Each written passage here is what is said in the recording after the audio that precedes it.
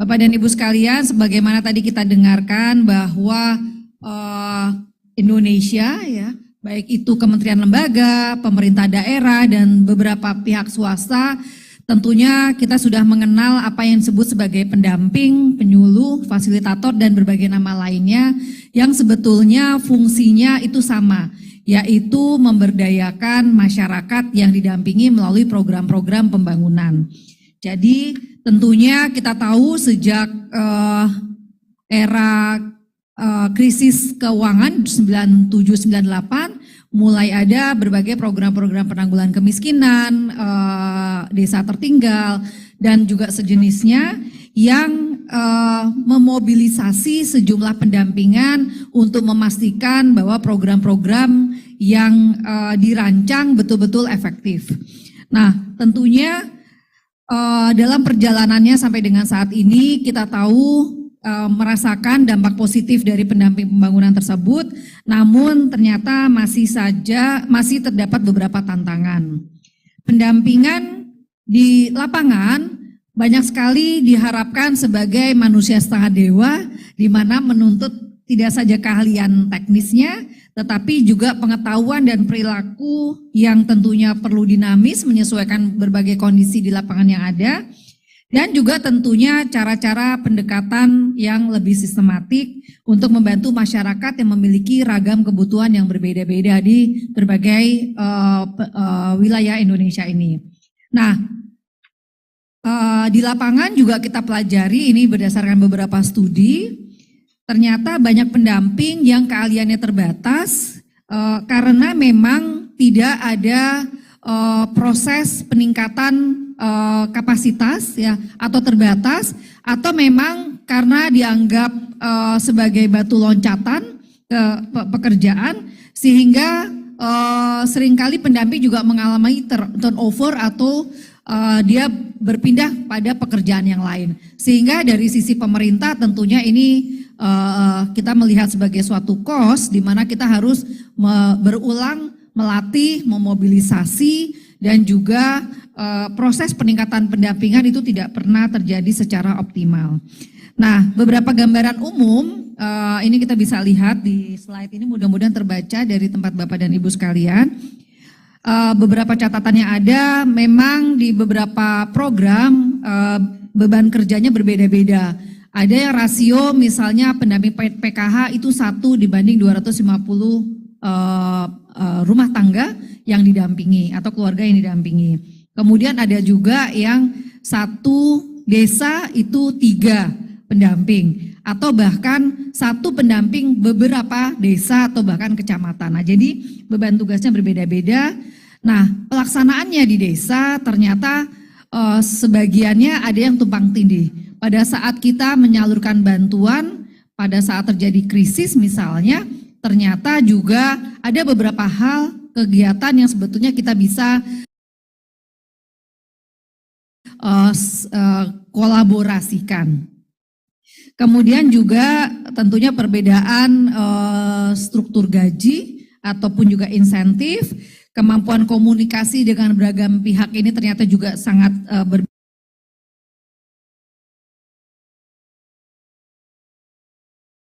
beda-beda, sangat besar gapnya. Kemudian juga di masyarakat ya, di berbagai wilayah tidak semuanya memahami informasi yang sama. Kalau kita bicara mengenai program pemerintah atau program nasional begitu, ternyata memiliki standar keilmuan, pengetahuan dan juga keterampilan dan pemahaman yang berbeda-beda. Nah, tentunya itu menjadi dasar kita untuk menginisiasikan adanya suatu peraturan presiden yang bisa menjadi acuan berbagai kementerian lembaga dan nantinya pemerintah daerah serta pihak non-pemerintah lainnya yang juga melakukan pendampingan melalui apa yang kita sebut sebagai sistem penataan dan penguatan pendampingan. Harapannya tentunya pembangunan lebih efektif, kemudian kinerjanya pendamping lebih terukur, kebutuhan dan kesebaran pendamping bisa lebih proporsional, terutama di daerah-daerah wilayah 3T, dan tentunya masyarakat yang didampingi tidak menciptakan ketergantungan yang tinggi. Berikutnya, intinya Bapak dan Ibu sekalian bahwa melalui sistem penguatan pendampingan ini kita ingin membangun suatu sistem yang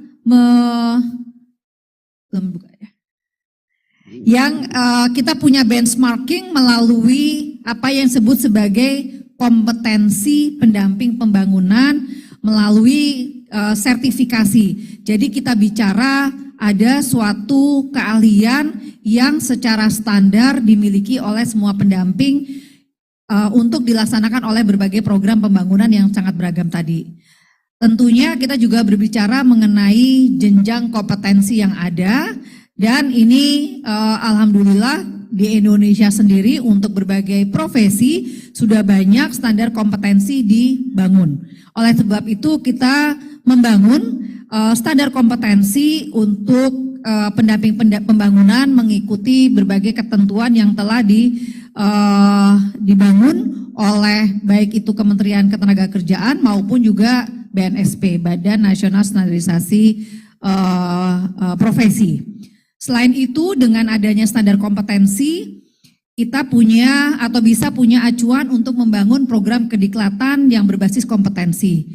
Saat ini banyak sekali ruang-ruang balai yang cukup besar ya di berbagai wilayah tidak bisa dimanfaatkan oleh kementerian lain ya. Akhirnya keluar biaya lagi untuk pelatihan, sementara sebetulnya bisa dipakai balai-balai dari KL-KL yang memang tersedia di suatu tempat. Jadi tentunya dengan program-program kediklatan yang sama, kurang lebih sama kalau kita bicara mengenai kompetensi dasar, tentunya bisa difasilitasi KL apapun untuk sebagai tempat diklat berbasis kompetensi ini untuk pendamping berbagai program-program lainnya. Yang ketiga adalah sertifikasi kompetensi. Ini satu rangkaian kalau kita bicara mengenai standar kompetensi dan juga program kediklatan berbasis kompetensi, tentunya kita bisa mempunyai dasar untuk melakukan sertifikasi kompetensi tersebut. Nah, dengan adanya standar kompetensi yang baku ini, kita nanti tentunya dari Kementerian Keuangan bisa mengembangkan baik itu sistem penggajian atau honorarium dan tentunya beberapa insentif atau bahkan juga disinsentif yang perlu dilakukan untuk pendamping pembangunan. Satu hal lagi yang juga perlu atau akan menjadi instrumen cukup penting yaitu basis data terpadu untuk pendamping pembangunan.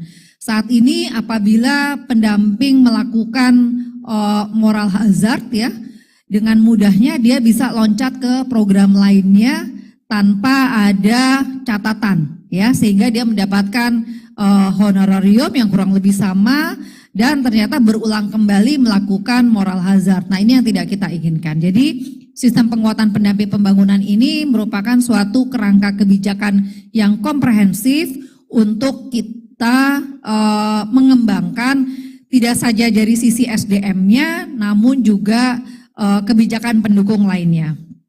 Berikutnya, nah Bapak dan Ibu sekalian, berdasarkan latar belakang tersebut, sudah hampir atau 2 tahunan ini kita menyusun rancangan Perpres yang pada intinya adalah kita mulai dari tentunya sebagaimana peraturan yang lain sudah ada Kepres nomor 5 tahun 2021 untuk Proksun di mana Perpres RPPres pendamping pembangunan menjadi mandat salah satunya.